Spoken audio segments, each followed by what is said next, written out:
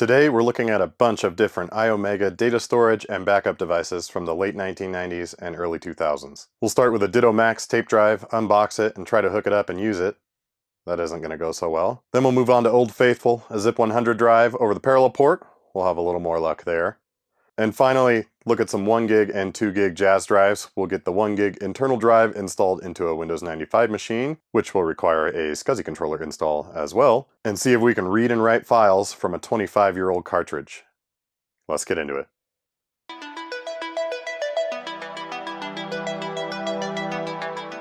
This is an Iomega Ditto Max tape drive.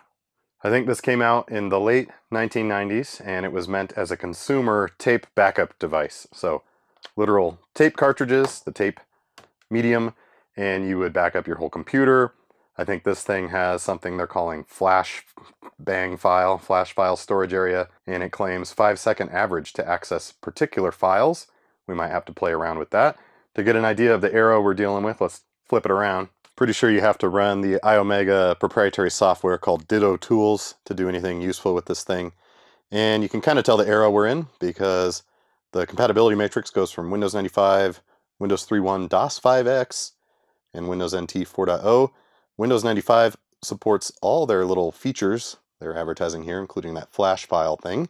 So I think we'll pull out a Windows 95 machine later to test this thing with. Speaking of testing, this supports several different Iomega tape formats, Ditto tape formats. It was a proprietary version of an open one, I think. It can be kind of overwhelming to jump into the tape stuff because there's a lot of different details and flavors and styles. But I have one, a Ditto Max cartridge. It is a 5 gig cartridge, which means compressed, it'll hold 5 gigs, but just raw data on it is 2.5 gigs. And this is the only one I've got. It's new old stock, so hopefully it works. A note about the data these tapes can hold, they're always going to advertise the bigger number, and that's compressed. So they use some algorithm to compress the data you're putting on the tape. And uncompressed, this thing supports 3.5 gig or 7 gig compressed at its max, I think, at least when this particular unit came out. And I don't know, they advertise like a 2-to-1 compression ratio, but that's all going to depend on the stuff you're putting on the tape. So if I'm putting like a bunch of text documents on here, yeah, you probably get a nice compression ratio. But if it's a bunch of, I don't know, executables, you might not get the whole 2-to-1 compression ratio. Iomega started in the very early 1980s, and they've always been in the data storage game. You might not recognize this Ditto tape drive, but you probably recognize Iomega from zip disks. These were amazing back in the day. 100 megabytes in roughly the same physical form factor as a 1.4 megabyte floppy. The Zip 100 drive has been thoroughly covered by many YouTubers, but just for nostalgia's sake, we've got this funny one that's in this like carrying case here, and of course it smells like cigarettes. So here's the classic, the Zip 100 drive, and this one, kind of some stuff rattling around in there. Don't worry. You can stack these, you know I like stacking stuff. And in true late 90s, early 2000s fashion, you can put them sideways on your desk and look real slick. I never used the tape stuff back in the day, but I did use the Zip 100. I don't know what a junior high kid had to do with 100 megabytes, probably putting like Simpsons GIFs on it or something. But this is sort of what got me hooked on Iomega. They're just fascinating, like the technology itself. Zips took the world by storm. They get a lot of heat for the click of death and stuff back in the day. My dad used them really heavily. I don't think I ever had one go bad, but they can go bad. The drives will start clicking and ruin your disk and stuff. It's pretty bad. The best thing about Iomega is they were just off the charts in the stuff they were producing. They must have had marketing and hardware and design all together in the same room, on the same page, just throwing whatever would stick against the wall. Here's a Gigo Colors. So it's 10 100 megabyte discs, hence the gig. And the colors that was pretty hot back then. The original zip discs had this kind of grayish, nice color, I think, but they came out with all sorts of weird stuff. Ooh, these have never been opened. But there, you can see in there, literally the color of the disc is different. They were just doing cool stuff all over the place. I used to have a really extensive collection of Iomega gear, I think from like, I don't know, 2015 to 2018-ish, I was collecting this stuff, and eventually it left in an apartment move. We just didn't have the room, and so I took it to a Goodwill in San Francisco, and hopefully it all found a good home. And I used to have a Ditto Max just like this in my collection, and I used it exactly once. I hooked it up to like a Windows 98 laptop, I think, and I backed up some files just to see if it would work. Bought it at RePC in Seattle. No, Tukwila for like 14 bucks. Paid a little more than that for this one shipped, but I'm glad to have it. Let's open this up and take a look. Now, I haven't used this particular unit before, and definitely haven't used this tape. It's new old stock. We'll have to carefully take it out of its cardboard. I did poke my head inside in a Patreon video. I occasionally do like a random unboxing video over there, but I haven't powered it up. So let's get in here, and instead of like some Iomega stuff in a box like this, would have used cardboard insert. And my Ditto Max that I had before also used this foam, except it was more sturdy. It was more plasticky. I don't know how to explain it. This might be a later iteration as they were trying to do some cost savings. But yeah, it's just in foam, and the foam all shrinks up like this. It doesn't hold the stuff very well, but it makes it so that when the eBay seller sends it to you, nothing gets hurt. First thing, let's look at the software and the literature. I don't know if I have everything, but these are the Ditto tools. So we'll have to install this. Looks like it's definitely been opened, but as you'll see as we progress, I'm not convinced this thing's been used, but it's definitely been in and out of the box several times. And then we've got something called the Full Back System Recovery Software Kit. Is that like a football joke or something? And you open this up, let's get that, and it's got some information about, I think you can make it create floppy disks that are used for backup. And I was reading through this, and I think we can do like a full system backup with the recreation disks that give us, plus the tape. So you back up the whole Windows 95 machine to this, and then hopefully, I'm not going to promise this because it sounds involved, but what I'd like to do is back up a Windows 95 machine, rip the hard disk, make these disks, rip the hard disk out, put a new one in, see if we can back it up from tape. That'll take only 30 hours. And then we've got, if you don't have a CD-ROM, I can send them a $3 money order, and they'll send me the Windows 95 or DOS 3.1 diskettes. Or, I can just write my Visa card number right here and sign with expiration date and put that in the mail. That's a good idea. The 90s were so simple. We got the backup quick start guide. Might have to read that. Oh, excuse me. Might have to read this later. Once we get the software installed, the typical warranty stuff. Something about how to get the localized versions. Spanish, French, Italian, Dutch, Deutsch, and Japanese. And then, what's this? Oh, this is how to make those recovery diskettes for the fullback system. Okay, then moving on. You can see kind of just how pathetic this foam becomes. This is why I'm thinking maybe this has never been used. All the power cords are like perfectly wire wrapped still and in their obvious factory. I mean, I have a hard time believing someone rolled these up back this way, though it could have been sitting forever. And then we've got the parallel port cable. This operates over the parallel port, so it's not the fastest thing in the world. And we got the power adapter. This has been out of the plastic before.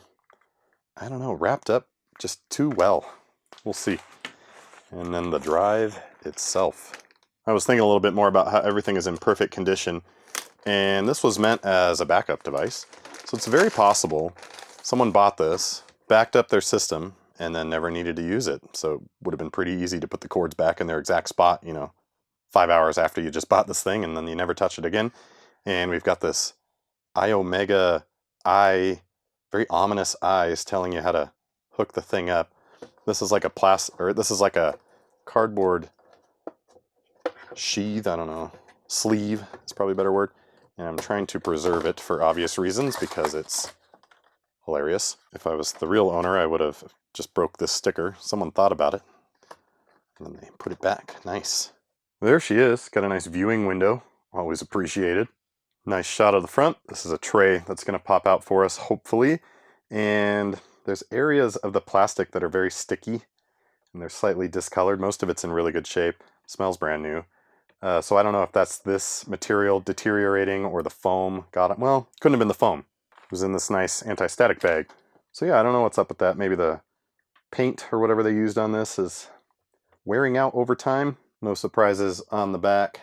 That is to the computer, parallel port, power in, and then that can go off to your printer, so you can still have a printer in the chain there. And of course, rubber bumpers on the side. Get it up like that, impress all your friends. I think the first step here is we're just going to plug it in and see if we get any signs of life.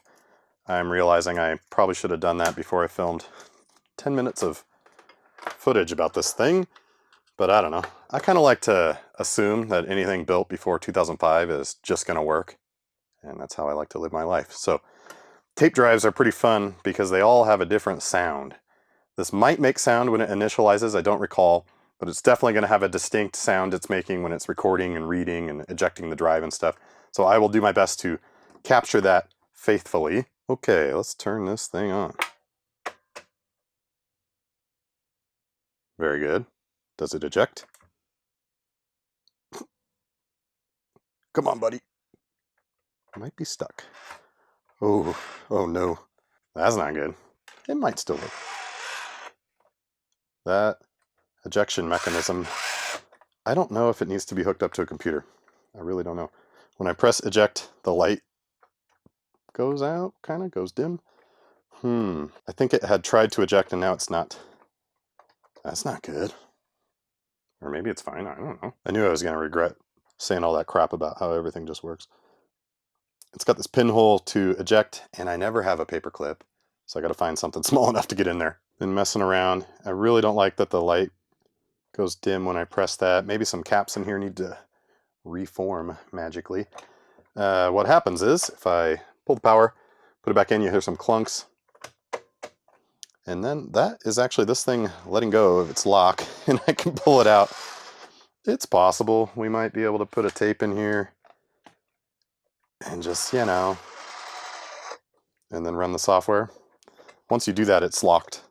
You have to power cycle it. I'm going to leave that on for a while I go look for a paper clip. Figured I might as well check the power supply, and it is about 14 volts without load. That's a little high, but I have to imagine that's within the tolerances that that thing's going to put up with, and I doubt it would cause the ejection mechanism not to work. It's almost like the motor is seized or strained or something. Just for fun, though, got everyone's favorite electronics murdering device, the Wii adjustable power supply. Let's plug this in right here.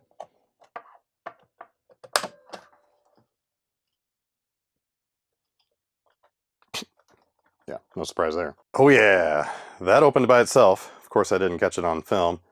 I think the capacitors are coming back to life. Let's see if it closes. She's fast now. That's the original power supply. Yeah, I've just left it plugged in for a while. Oh, man. You saw it close. Let's try this again.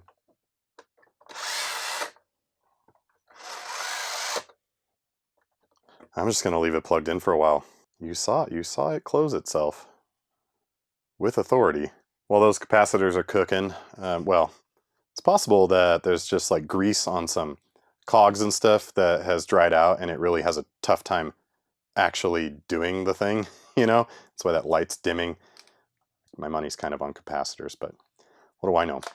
This is new old stock Ditto Max 2.5 5 gig compressed capacity cartridge, and you have to actually rip the cardboard off. I'd like to, I don't know why, but I'd like to kind of save this box for myself. I think this is going okay. Okay. Yes. Are you ready? Beautiful. I am going to take the plastic off, obviously, though. It's got this nice little deal here. Everything used to be so nice. Came with a little plastic case. Probably has some labels in there and stuff, too. And there it is.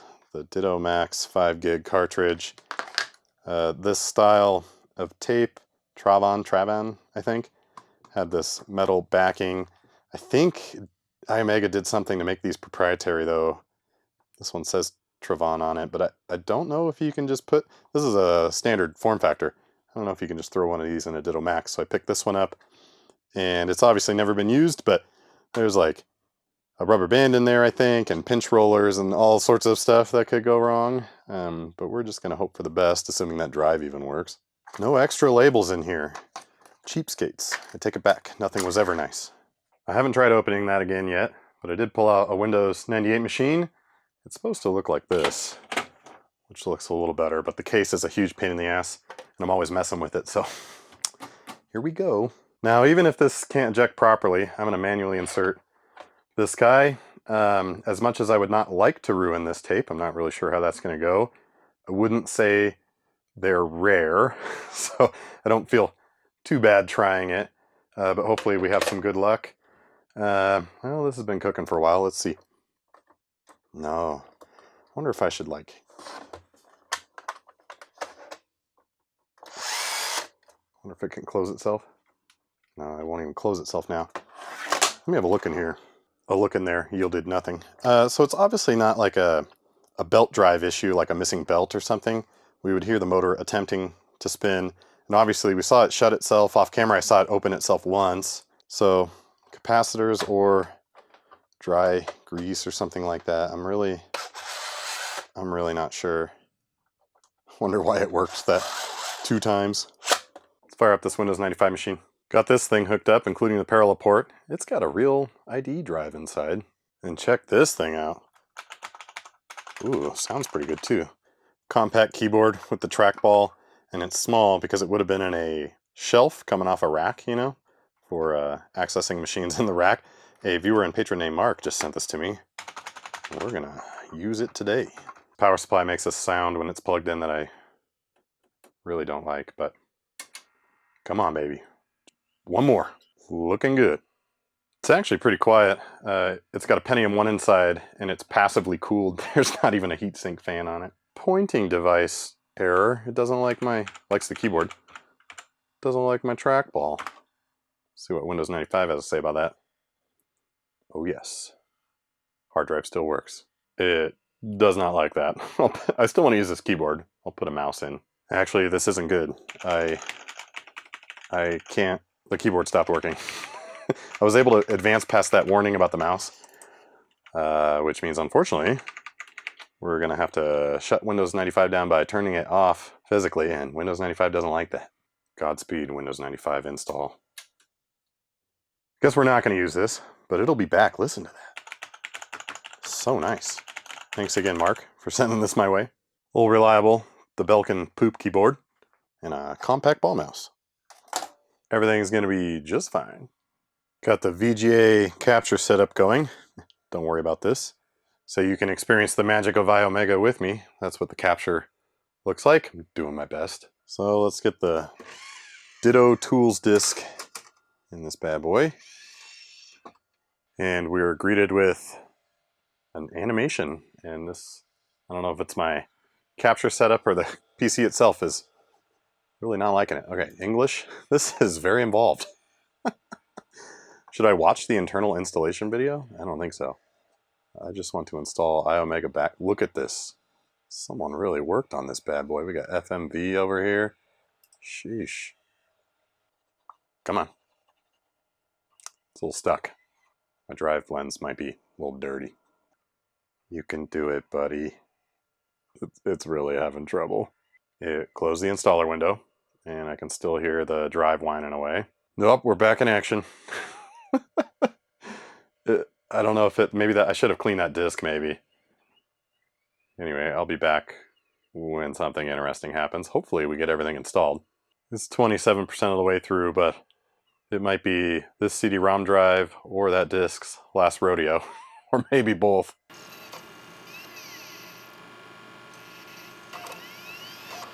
It's taking us back into the Iomega party zone. Man. What the heck is this? It likes to, I think it's just really slow to load the video files it needs. As you can see, please wait, video files are loading. Oh, it's just doing this over and over again. Oh yeah, look at that.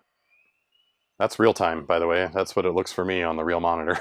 All right, 15 minutes later, and it's still banging away on the drive and keeps trying to play this animation. I'm gonna see if instead of this auto installer crap, I can just go find the exe. It gets this far. It shows the earth again. Come on, get me out of here. Control Alt. Oh, it's got like 40 installers running. That's good. I'm gonna clean this up. I'll be back. It's just relaunching the install program over and over again. Oh, I can't decide if software has gotten worse or better. I really don't know. I'm like, have to control delete every time. I'm like racing them. Get out of here. I gotta end like the last one. Windows is handling this surprisingly well, if I'm being honest. Oh, come on. I defeated them. I'm victorious. So I don't know what that was about. Oh, I shouldn't have clicked that. I meant to explore that. No! Okay, we're in here. I'm assuming there's just an installer I can run. Oh, geez.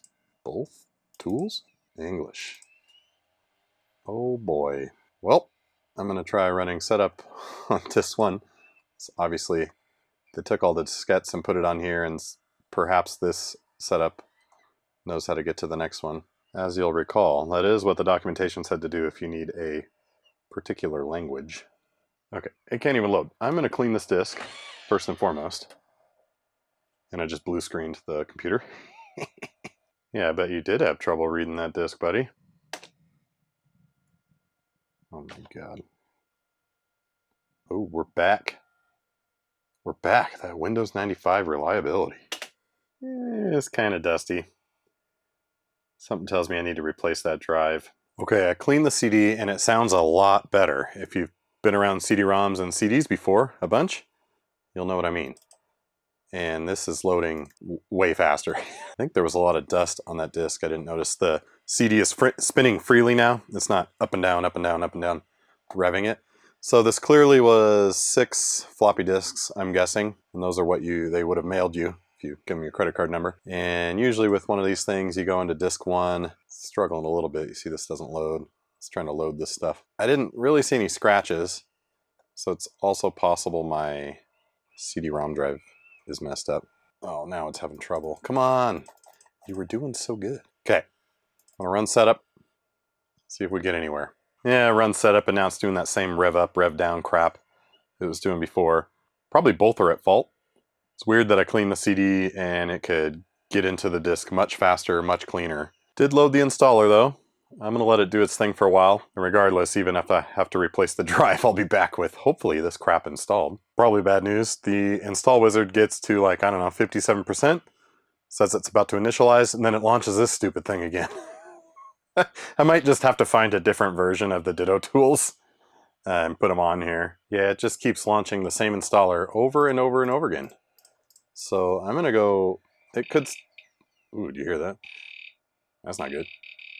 It could be the CD-ROM drive, could be the CD. I'm gonna find another version of the Ditto tools. And of course, we've got a problem.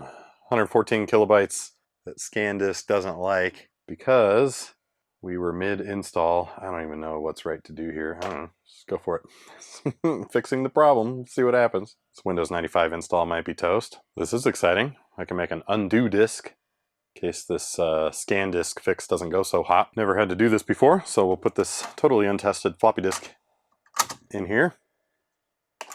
It's writing to it now. Rare experience, guys. ScanDisk thinks it solved the problem. Oh, it's still, I cannot believe this Windows 95 install did not need some serious surgery.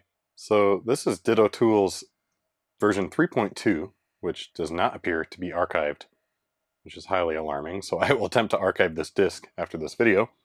And you can't tell because they printed it so crappy. It says copyright 1998, but I found a 3 floppy disk version of Ditto Tools 5.2.7 on the Internet Archive, copyrighted in 1997, so before this disk, and I don't really want to waste a CDR on that, and I don't really have a good way to get stuff onto this other than CD and floppy. I have a floppy disk emulator. Nah. So I know there's other ways. I have CF card to IDE and stuff like that. I really should make my life easier, but basically we're gonna write 3 floppy disks and see where we get. Bet you thought this would be a Ditto Max video, so did I. But we're gonna get out the old grease weasel and hook up a floppy disk to my modern machine. We're gonna write 3 real floppies with it and stick them in this thing. So over here at my workstation, I was ready to write a CDR, but it was like 1.8 megabytes. I didn't have it in me to waste a CDR. So we're gonna get a floppy drive. We're gonna get the grease weasel set up. Carp gave me this thing that he made himself, I think, at VCF Midwest. So thanks to him, you can see it's been getting a lot of good use. I don't show a lot of the behind the scenes, but feeling inspired tonight. Here's my stack of eBay floppy disks I bought, I don't know, 5 years ago. So we're gonna pull 3 off the stack. And this is not a grease weasel tutorial, I'm sorry. I barely remember how to do it every time. I'm gonna write 3 disks. Found it on the archive, version 5.27 of Ditto Tools, and we'll put them in the machine. Wrote the 3 disks. We theoretically have Ditto Tools 5 to 7. I did not mount them on my modern machine, which I could have and checked, but it's more fun to just do it this way. And these random massive lots of floppy disks you get, half the fun is figuring out like their prior lives. So this one on the back says Nisus Nissus Writer Document Processor. And the latest copyright is 1995, so this bad boy was probably from the mid-90s. And this one's pretty interesting. This one was really boring. This one's pretty interesting. On the back, it's got the detailed diagram about how you write protect or not. So if you didn't know this, when that notch is up, a drive won't let you write to a floppy disk. They're almost always down like that, and it's got this really nice detailed lock unlock diagram, which also implies to me this is a pretty old disk. It's a 3M Haut Densite. I know that's not how you say that. High density. So yeah, let's try these out. There's basically no way the floppy disk version has all that stupid FMV fancy installer video stuff on it. So let's try this. It's been sitting on for like, I don't know, 40 minutes or something while I did that, and I can't click my computer. I can click start. I'm going to eject that disk and I'm going to restart it. Windows 95. Very good splash screen on this Aptiva. Still alive. Quick restart and we're in. Do we run setup or setup 2? I think in setup. This is looking older than the one on the CD. This is looking an awful lot like a Windows 3.1 era installation, but that's okay. Oh yeah, this is the guy I bought the computer from. Winman 46. That's fine. Whatever.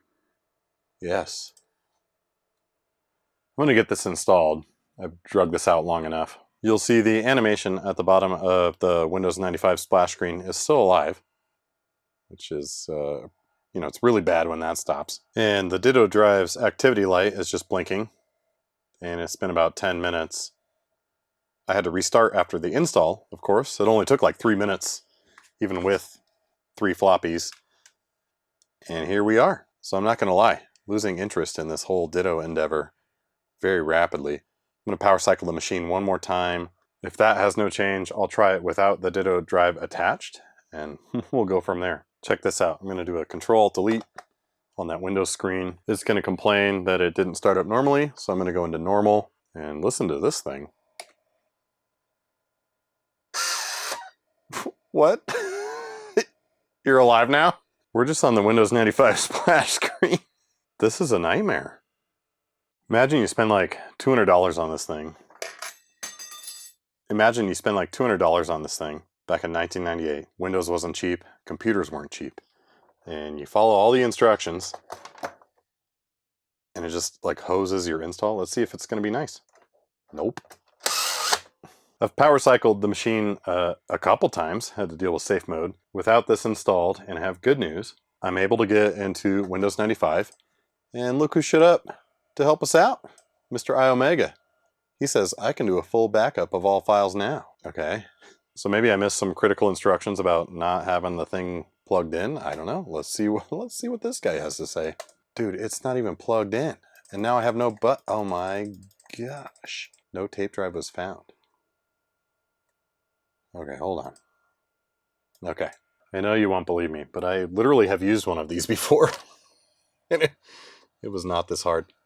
I'm going to plug it back in. I'm pretty sure you can do that with a parallel port. This guy came back quick. Check this out. If you cancel this, it just minimizes it. So the Win32 API lets you get away with crap like that, like Can't close this, cancel minimizes. That is bad software development. I'm sorry. Let's see what it does now. Let's see if it finds the tape drive. I hate this man. Yeah, I would like to detect a new device. Jeez. Oh. Sure. We made it this far. I don't think I've been this invested in a particular Windows 95 install as I am in this one. Come on, baby. This is getting no cooling, by the way. IDE drives are troopers. SCSI drives, this thing would have burnt up by now. This thing's just cranking away. Setup did not find any new devices, probably because I plugged it in after the fact. Oh, jeez.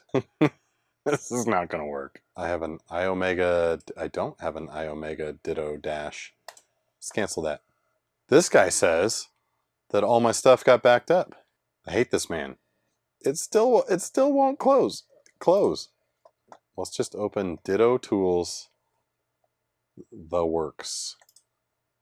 That's what I want. Oh yeah, 1996. Oh geez, it doesn't even see the drive. All right, I'm gonna restart with it plugged in, and we'll see. I'm telling you, I've done this before. I know you don't believe me now. We're back to this. If I have this plugged in while the machine boots, you see the activity light, and then we're just stuck on the Windows 95 splash screen. The bar at the bottom is still moving. This is still blinking, and it just sits here forever. So this is either faulty or more likely, I don't know what I'm doing, though I have done this before, or wrong software. Probably a software issue or a skill issue. We're going to do a pivot. These tapes are dead to me. Let's at least see if we can get a zip drive on this damn thing. This one's from Power Engineers. That's interesting. I unplugged the Ditto drive and Windows proceeded to boot right away. There are other Ditto options. I have this internal drive here, but it uses a floppy connector and you need a specialized card from Iomega, even though it's a floppy disk connector. I think it's just an ISA-bus over a floppy connector. Anyway, I don't have the card for this thing. We'll be trying to get this to work in the future. Probably have to buy another one, but there you go. This is the only zip drive software I have, IOMEGAWare. It says software for your stuff, version 1.0.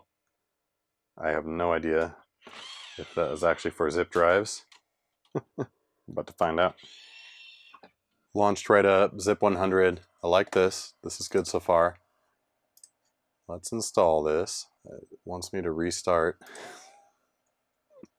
Okay. Just Windows 95 stuff. While it's restarting, let's see if there's any hope for this thing. Oh yeah, there's a lot of hope for this thing. And in fact, you're supposed to kind of send it down this route like that. So you can do one of these, my favorite. And I need to get Windows 95 into normal mode here. Things are not looking good with that Windows 95 install, so I'm going to distract you. Spins up the disk, so to speak. And check this out. These things just fly out. Oh yeah. Good clunk. This thing is having trouble, so we're going to go into safe mode. And hopefully we can get in there. And we can.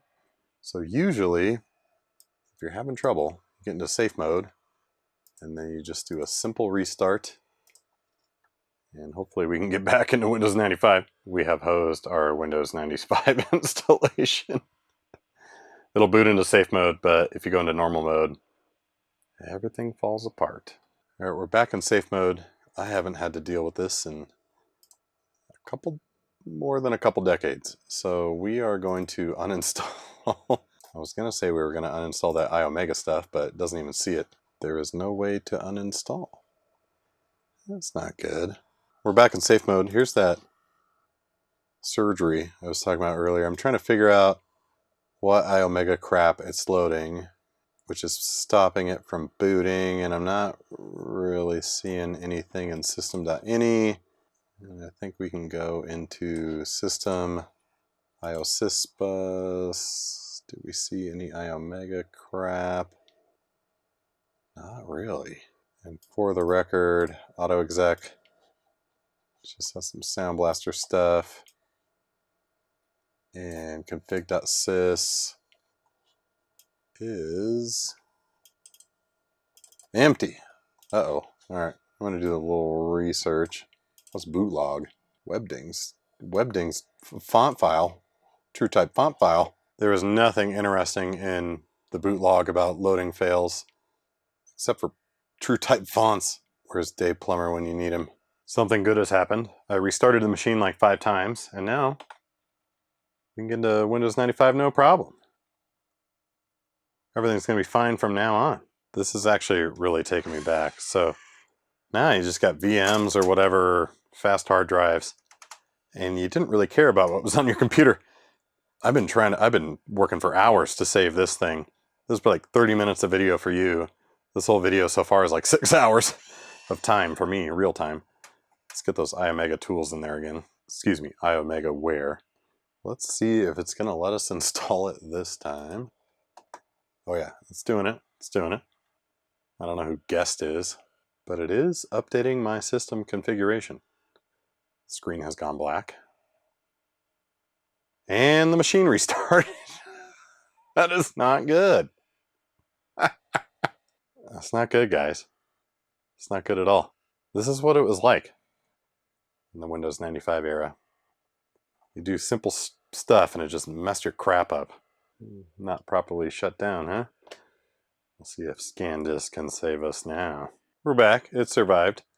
Sorry about the back and forth with, I told you I was going to screen capture. I think it might be better just to film the screen anyway. This guy's still here. I hate this man. Let's try that again. I don't... What do you think? I'm going to restart during updating system configuration? Yep, it did. That is pretty bad. Speaking of pivoting, we're fully pivoted. This is another Windows 95 machine. The good news is I do get to use this sweet-ass AT keyboard, which actually isn't that nice. It looks like a Model M, but it is a Mitsumi Model M knockoff. I do have the box though, which is pretty cool. Will we get one Iomega device hooked up to a computer today? Let's find out. Power this bad boy on. Oh yeah, there she goes. Token ring ROM initializing. That's not today. This one does have some modern conveniences, so it's got like one of these compact flash to IDE cards in it. That's what the Windows 95 install is on. And it doesn't have a real floppy drive, but it does have a Gotek drive inside somewhere, hiding in there somewhere. I think we have to take the case off to find it. And it's complaining that it's not on a token ring network, because this is a token ring workhorse for me. Okay, it's loaded. And I'm almost certain this CD-ROM is a little healthier than the other one because I installed Windows 95 with it, as I recall. Let's get the Iomega Wear in there. There it goes. Sorry about the interference on the screen. I think that's like power lines getting involved. My $1 eBay cables here, VGA cables. Okay, are we gonna get any further? Oh, I'm having flashbacks. It says restart. Restart before installation can continue. I do not like this. Does the Iomega Wear CD just like brick Windows 95 machines? I don't know. Round 18, Collab Retro versus Iomega. All right. Using your zip drive is easy, so they say. I don't have the like updated, I don't have the updated graphics card drivers for this thing. I also don't know where this interference is coming from and like the lines flowing through. I think it's like, sometimes it gets better if I move these around. Oh, sorry about that. Assign drive letters, yeah? Fine. I don't know if I was supposed to plug the zip drive in, which I haven't. We're making it further. I'm gonna do the recommended defaults from Iomega, because I trust them. Software for your zip drive. It's doing it. I probably haven't used a zip drive since like 2003. I don't even know. I know I've been pretty negative this whole time because my stupid tape drive didn't work, but I'm actually getting pretty pumped here. Let's go. Really makes you appreciate USB. Okay, we're in the final stretch here. Got the screen capture. Iomega registration. I'm not on the internet, so we're going to do the mailback form next. Oh, I'm actually going to cancel. I would like to never register. What? Can you imagine that being an option these days? It's saying the computer will now be restarted. There is no floppy, just the CD-ROM. Here we go. We're restarting. Come on, baby. So this is plugged in, but obviously not to the computer. There was nothing in the instructions about what to do with this thing. Probably I should have had it plugged in. It's starting to make me realize all my fond memories of these just working were probably my dad making them just work when I was a kid. Again, I apologize for not having any graphics drivers on this thing. It's actually got a pretty nice graphics card inside. Let's see. Don't remind me. It leaves you alone. Iomega lost their way, apparently. Or this is after the Ditto, so they found their way with the Zip 100. I really, truly don't remember if you can just plug a parallel port device in. So I'm going to shut it off, plug it in, and then power it back on. The computer is off, and I'm actually kind of regretting not having it plugged in, because I think it would have let me map the drive. Maybe that was my mistake with the Ditto drive. I don't know. We'll see what happens. This is the Ditto drive cable, and they're really nice. Like Iomega branded, and then on the other side it says Ditto. They're just parallel port cables, but like they feel really, really good. And this is the zip drive cable. I need to untangle it here. And the one end, at least on this particular cable I've got, matches the color of the zip drive. That part says Iomega, just like the other ones. Like, I don't know how to explain it. They're super, super nice cables, even though they're just parallel port cables. All right, got the cable plugged in. We're gonna power the machine back on. All right, I got the software installed. Everything seemed fine, but it could not find a drive to map. Here it is plugged in right here to the parallel port. And in the device manager, I could see a parallel port, couldn't figure it out. Well, it turns out this is the other end of this connector. So I need to figure out where on the motherboard this goes to get us an actual parallel port. I see it way down in here. That's the parallel port connector on the motherboard. Probably got to pull the video card to make that happen. I'll be right back. Got it in. That was not keyed in any way whatsoever. This is the totally overpowered video card I've got in this thing, an AGP slot Radeon 9200 128 megabyte card. There's only 64 megs of RAM in this thing, so obviously you can tell it's pretty useless because I don't have the right drivers. Booting it back up, and here's the GoTech hiding in this thing, floppy emulator, and then the CF card, that's the hard drive. Got it booted back up, and this one's quite a bit louder. It's also a Pentium 1, and I think I said there was 64 megs of RAM. I think there's only 32 megs of RAM in this thing. But anyway, this Pentium 1 has a fan on the heatsink, so quite a bit louder than the other machine, the Aptiva. And look at that, I ran the program to get everything set up. It's called Guest for some reason. I don't know what that's about. And it found the zip drive. This is taking me back. Save and exit. And the final test here. Yes, look at this. Okay, it sees the drive. This is also probably true for some of you, but I haven't done this in 20 plus years. Let's see if we can see this zip disk. I can hear the zip disk spinning. I'll explain that in a little bit. See what's on here. Or, you know, it's gonna freeze. Okay, double click. Yes, 50ways.exe.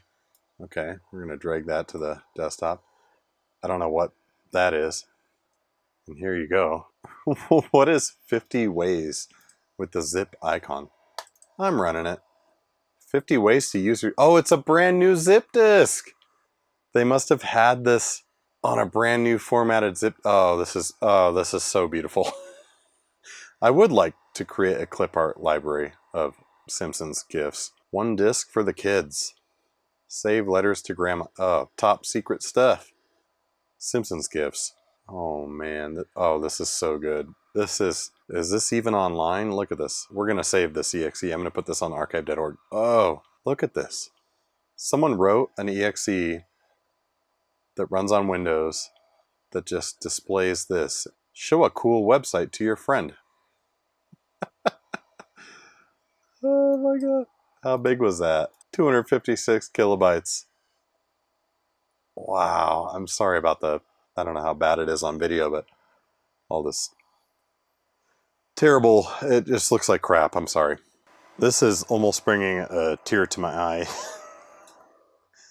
It is so cool to use a zip disk. So this is brand new formatted, clearly. That's the only reason that weird Iomega exe would be on there. That's what I was saying, like they were just doing weird stuff. And by weird, I mean it was a half-assed attempt to care about the consumer. I have a lot of zip disks, so we're not going to go through every single one, but I've got a couple of these that are like IT labeled. I can't remember where I got all these. I mean, I do remember it was eBay. I've got a couple of the Macintosh formatted ones. We'll save those for another video. Let's throw a couple of these weird ones in that have the IT labels on them. This is, I can't describe to you how happy this is making me. So this is a Zip 100, obviously. And I bought this huge lot on eBay, and it says EMRI number whatever. I can't imagine it's got anything on it. I can't explain to you how happy I am to see this icon. Oh, 50 ways. Let's play it right off the zip disk. See how fast the zip disk is over parallel. Yeah, it's doing pretty good. Yeah, it's been formatted as well.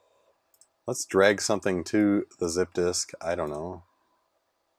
Got some drivers. There we go. This is real time. I didn't cut anything out. 20 seconds remaining. 25. Got worse. That was a probably pretty big file. I just right-clicked on it and nothing's coming up. This is not going to be real time anymore. Let's let this finish and I'll tell you how big it was. It's like 30 seconds later. It still says 25 seconds. She's grinding away on it. Writing it to the disk. Now it says 50 seconds. This is, oh man, I don't even know why I started with that tape drive. I love these things. It's funny what nostalgia will do to you. They're not, I mean, they were good compared to a floppy drive because it's like 100 floppy drives, but roughly. But yeah, wow, it is so cool watching this happen. It says 4 minutes remaining now. I wonder how big that file was. It just finished, took about 5 minutes, and people love to talk crap about these things. But they're workhorses. Like, this is a random one I got 2 years ago at VCF Midwest for $5. Just the drive. I'm using the power adapter from that one I unzipped from my fancy case. And then I took a random disk I got on eBay, and we just copied a file to it, and it just worked. It just worked. In my experience, these things just work. Now, would I trust my life with them? No. I would make like 4 backups. But they're just incredible. Like I was saying, that took about 4 or 5 minutes. How big was that file? 25 megabytes. That's 1/4 of the disk. Not bad over the parallel port. I love it. Okay, we did zip disks. Let's shut this whole girl down. Thank you for your service. But wait, there's more. This is Chloe. She's actually not allowed in here. So enjoy it while you've got it. Okay, Chloe. Okay, Chloe. Good job, Chloe. This is a Jaz Drive, an Iomega Jaz Drive. And I absolutely would have lost my mind if I had one of these back in the day. This is a 2 gig version, and I've got a cartridge in there, and I have yet to find a paperclip. Talked about that earlier. Still don't have one. And there it is. The big difference is this one is SCSI, not parallel port. And I don't have that power supply. It's hopefully coming from Amazon pretty soon. Otherwise, I'll have to find one. I might have like, maybe that's standard. I don't know. They made 1 gig versions. Here is an internal Jaz drive that I've got. And it is also scuzzy. And I also still haven't found a paperclip to get the Jaz 1 gig tools out of here. This one was previously labeled Disc 1 Main S6000 Disc Akaya, so this is probably almost certainly not a Jaz Tools disc anymore.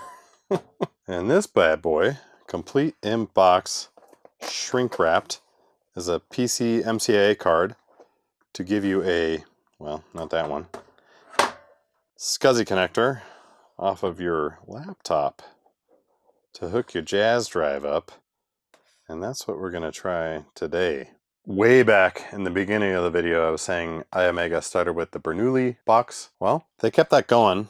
Here's some Bernoulli 150 megabyte discs. And that device operated off of something called the Bernoulli principle, which I could not possibly explain to you in any scientific terms, but I understand it enough to sort of explain it to you. So I picked these up at VCF Midwest. I used to have a couple, at least one more of these discs, maybe in a different size. And so what I like about Iomega is if you pull this out, it's basically just a big floppy disk. Let's pull this out. Yeah, come on. There we go. I don't have a drive for these, by the way, so don't get too excited. But if you slide this open, that's just a big old floppy disk. Does that remind you of anything? It's the same thing in there, just a smaller form factor. So Iomega's been doing this forever, and the Bernoulli thing, based on the Bernoulli, I keep calling it the Bernoulli principle. What is it actually? I just looked it up again, and I was getting it right. It is the Bernoulli principle. So what happens here is this is some sort of coated disc, and when it spins up, so in here, the drive gets this spindle going, and the principle, as I understand it, this media is spinning and it attracts itself to the drive head and it can read it. And if something goes wrong, power goes out or whatever, this stuff leaves the drive head and you can't get a drive crash. And so it's not like a head is coming to this thin media. Instead, because of the Bernoulli principle, if you can pretend that this finger is my drive head and this stuff is spinning and it attracts itself to the drive head, and then if anything goes wrong, it falls down and everything's fine. Anyway, that's probably not a good explanation, but I've got a few of these. So we'll be getting into the Bernoulli stuff. Anyway, Iomega was staying strong. Same design language, 150 megabytes over here, 100 megabytes on my left. Let's see if we can find a date on these things. 5-year warranty, that's nice. I have not found a single date on these things, but it is talking about Windows, NT, DOS, Macintosh, OS2. If OS2 is still important, we're probably talking mid to late 90s, so there you go. But anyway, we're going to try to get jazzed up at the end of this video here. That long-winded Bernoulli disc format monologue I just went on has a point, I promise. But first we got to get these Jaz tapes out. And, well, they're not tapes, as you'll see. This pin, too short. This doesn't fit. I asked my wife for a paper clip. She gave me this thing. It's a fine day in America. No paper clips in the house. Look at that. Look at this thing. Girl stuff. But I do have this bottle of deoxit, and it's got a pretty long applicator. And so we're going to get in here and check it out. One tape. Let's see if I can get the other one. Slightly different hole. There we go. We'll look at the 2 gig cartridge first. It is formatted for Mac. That's annoying. These are quite a bit different. So in here, I didn't give you a good view of this before. There's like a thin, I'm guessing, magnetic media in there, just like the big Bernoulli and similar to a floppy drive. And when I say just like, I'm not saying it is literally this floppy stuff. Obviously they're doing something different to get 100 megs on there. I just meant the form factor. Anyway, this one's quite a bit different. So on the edge, there's a little hole right here that the mechanism can get into. We're just going to keep using the deoxit. And it pulls this open. And I probably shouldn't expose this to air, but here we are. So that's just dangling in the machine. And in there you can see two hard platters. So it is a totally different approach to data storage. We should probably close that back up. See what we got here. This is a 1 gig disk. They are very similar, except the 2 gig disk in the back has a notch. I suspect is going to make it so I can't. I don't want to do that. Anyway, that's clearly so the drive knows what it is. I wonder, I'm guessing the 2 gig drive can also take the 1 gig cartridge. Deoxit to the rescue. Well, I really wanted to use this 2 gig drive with this PC MCIA SCSI adapter for it on a laptop, but I was looking through my power supply stash and I don't have one that is going to work for this. The one I ordered online is going to take days to get here. So we're going to put this aside and we're going to forge ahead with the internal SCSI 1 gig Jaz drive. Now, I'm not making any promises. I have no idea if any of this stuff works, but we're going to, or if this cartridge is any good, but we're going to do our best here. I want to get this in that Windows 95 machine, but the problem is it is SCSI, and that thing does not have a SCSI controller. SCSI for a personal computer back in the day wasn't all that common. I was looking through my stash and I found a PCI to SCSI controller card, and it is era appropriate, I think. It is an Adaptec AHA 2940 wide and 2940 ultra wide SCSI controller. And I found the drivers, theoretically, online for it. So step one, let's get it in here and see if we can't ruin another Windows 95 install. Filled my last PCI slot. This machine is getting pretty equipped. It's got a 100 megabit Ethernet, an ADSL card. Hopefully, in a few moments, we'll have SCSI. And it's got a token ring card. Quite the Windows 95 setup. This poor soul is booting back up. It recognizes it when it posts. Can't find a SCSI boot device, which should be fine. Hopefully it moves on to the CF card, and I believe it is. Yep, starting Windows 95. Excellent. It didn't even need drivers. Windows detected it right away. I can't remember where I got that thing, but it must have been a very common SCSI controller back in the day. I didn't even have to put Windows 95 install media in or anything. It just found it immediately. Got it in there. It normally would have had a nice faceplate. That's why this looks so weird. But that's going to work. We have a couple issues though. I believe this thing can auto-terminate. So in a SCSI bus, you chain things together. They each have a unique ID. I didn't see any jumpers on this thing for auto-termination or the SCSI ID, but I think that's fine. It is possible this requires its own special Iomega card. I don't think so though. But that's in. And the bigger problem is I can't find the SCSI cable. I have exactly one of these wide ribbon SCSI cables, and it's not where it's been sitting the last 3 years. So I'm going to go dig around. We were about to get weird. I was getting in this IBM RS6000 and I was going to steal some SCSI cables and adapters. And then I looked to my right and there was the cable. Never even opened. It was just sitting on the shelf over there for some reason. So let's put that in. Got the cable installed, Molex power. This is the drive right here. Again, this might not be a slam dunk with the SCSI termination. I don't even know if this thing works. Let's find out. I'm sort of hoping this thing just presents itself as a regular SCSI drive, and I don't need Iomega software, but that would be too easy. We have a light. That's good. The SCSI controller sees the Iomega Jaz 1 gig. That's a good sign. SCSI ID 0. I guess that's fine. Got into Windows 95. Oh, this 50 ways to use your zip thing is obviously like a Paul Simon joke, 50 ways to leave your lover. So that song has been stuck in my head for the last 24 hours. Do we see anything? Wow! That's good. I didn't install any extra software. I just plugged it in. Is the drive good? Is this cartridge any good? Whoa! Gotta push it in quick, apparently. It's making noise. Kind of spins up like a hard drive, which makes sense. There are platters in there. I can still hear it doing stuff. No terrible grinding noises. Oh yeah.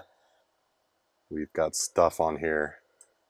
Akai? I don't know. I'll have to go. Oh, it's like music software or something, right?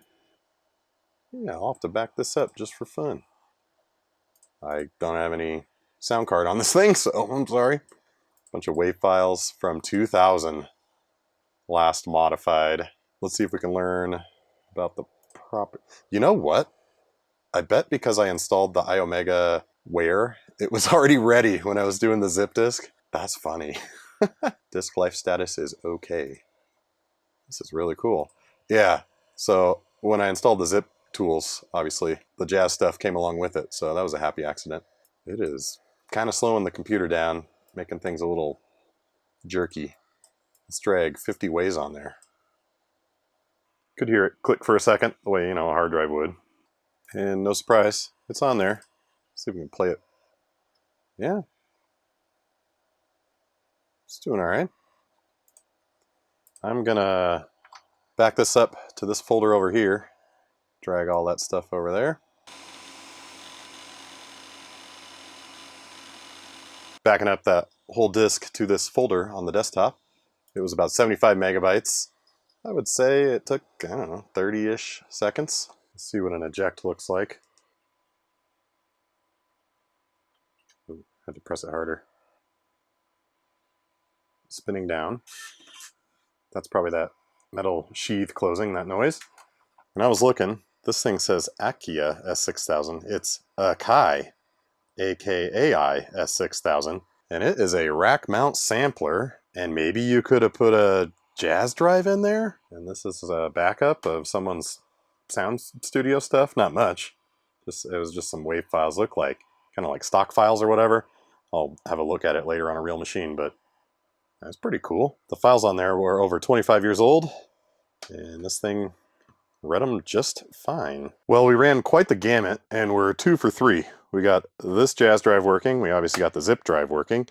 No luck on the tape drive. Sorry about that. I'll have to crack this thing open. It could be a software issue still. I probably should get another CF card in that other 95 machine so that I can get a good install, mess around, restore, that sort of thing. I should probably do that for this too. And yeah, sorry my power adapter for this guy didn't come in time. I should tell you, this is heavy. It's like a hefty item. It probably weighs twice as much easily as this and even more than this one. This one weighs like nothing. And we'll get that hooked up to a laptop someday over that PC MCIA cable. I don't believe this should have any problems. I'm kind of surprised the tape drive had problems. They're usually pretty tough, but again, maybe a skill issue. I think you'll agree that's probably enough. Thanks for watching. If you like this sort of thing, please consider subscribing. I've also got a Patreon where I post behind the scenes type videos. Maybe I'll be cracking into this tape drive in the future. I'll catch you in the next one.